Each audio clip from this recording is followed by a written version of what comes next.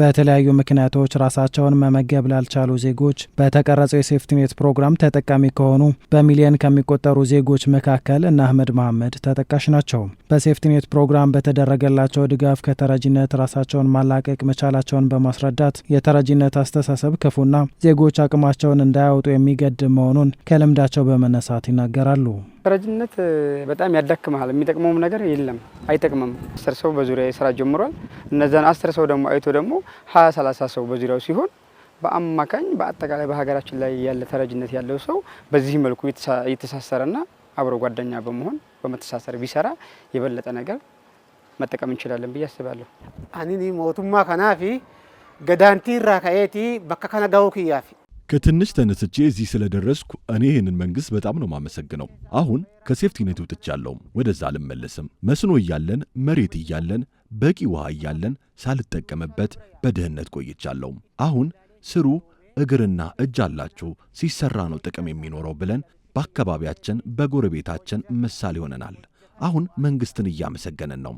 ካሁን በኋላ ወደዛ አልመለስም። ወደ ላይ ከፍ ላለው እንጂ ወደዛ ቦታ አልመለስም። ከዛ ቦታ ተነስቻለሁ። በልማታዊ ሴፍቲኔት ፕሮግራም ያገኙትን የገንዘብ ብድር በአግባቡ በመጠቀም ከራሳቸው አልፈው ለሌሎችም የስራ ዕድል ለመፍጠር መብቃታቸውን ያስረዳሉ። ቢያንስ በ2018 ላይ ባመረትኩት ምርት 2 ባጃጆች ገዝቼበታለሁ። አሁን ላይ እንደገና ቲማቲም ወደ 400 ሳጥን አካባቢ ቲማቲም ለገበያ አቅርቤ ነበረ። በዚያ ደግሞ አሁን ወደ 10 እናት ፍየሎች ገዝቻለሁ። ያሁንኛ አሁን መፈለግ ያዝ ነው ይሄንን ያመረትነው ምርት መንገድ ተበጅቶልን እንደገና ደግሞ እንደዚህ እንደ ስራችን ትስስር ተደርጎ የገበያ ትስስር እንዲደረግልን ነው እንጂ ተመንግስት ላይ ግዳፍ የምንፈልገውን አሁን ለራሳችን ሽሮ ብቻ አይሆንም እንጂ ሌላ ነገር በሙሉ ከዛው ከርሻ ላይ ከማሳ ላይ ነው የምንጠቀመው። በኢትዮጵያ ከ25 ዓመታት በላይ ያስቆጠረው የልማታዊ ሴፍቲኔት ፕሮግራም በሚሊዮን ለሚቆጠሩ ዜጎች ዕለታዊ እርዳታ ከማቅረብ ባሻገር ራሳቸውን እንዲችሉ ዓላማ ያደረገ ፕሮግራም ነው። ፕሮግራሙን በተራቆቱ የሀገሪቱ አካባቢዎች የሚኖሩ ዜጎች የምግብ ፍላጎታቸውን ለማረጋገጥ የሚገጥማቸውን አስቸጋሪ ሁኔታ ለመቅረፍ የተዘጋጀ መሆኑን ነው የግብርና ሚኒስትር ዴኤታ ዶክተር ፍቅሩ ረጋሳ የሚናገሩት። ልማታዊ ሴፍቲኔት በዋናነት እነኚህ የተፈጥሮ ሀብት ላይ እንድንሰራ የአካባቢዎችን ከልለን ከመሸርሸር እንዲታደጉ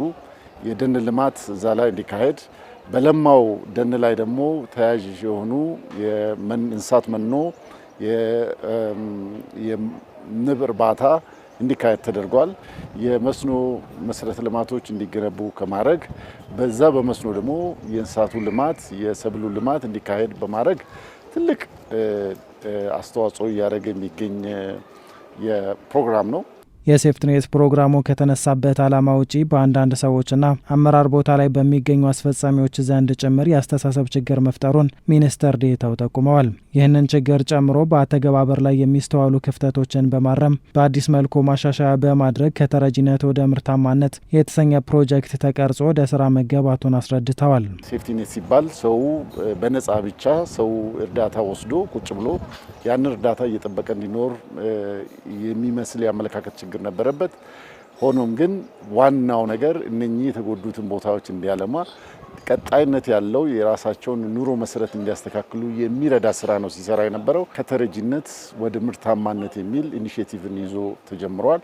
ይህ በዋናነት የአስተሳሰብ ለውጥ እንዲመጣ በአስተሳሰብ ለውጥ ከመጣ በኋላ ደግሞ ሰዎችን ማጥራት ሪሊ መደገፍ የሚገባቸው ሰዎች አሉ።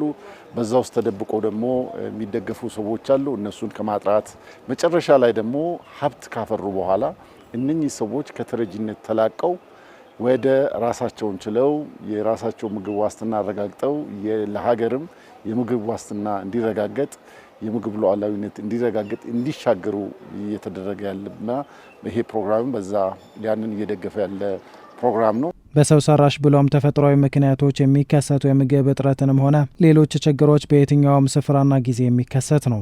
መሰል አደጋዎችን የሚቋቋም ህብረተሰብና የምግብ ሉዓላዊነትን መገንባት እንደሚገባ የሚገልጹት የሴቶችና ማህበራዊ ጉዳይ ሚኒስትር ዴኤታ ሁሪያ አሊ በአየር ንብረት ለውጥ የማይበገር የማህበረሰብ አቅምን ለመገንባት የሚያስችሉ ስራዎች መጀመራቸውን ጠቁመዋል።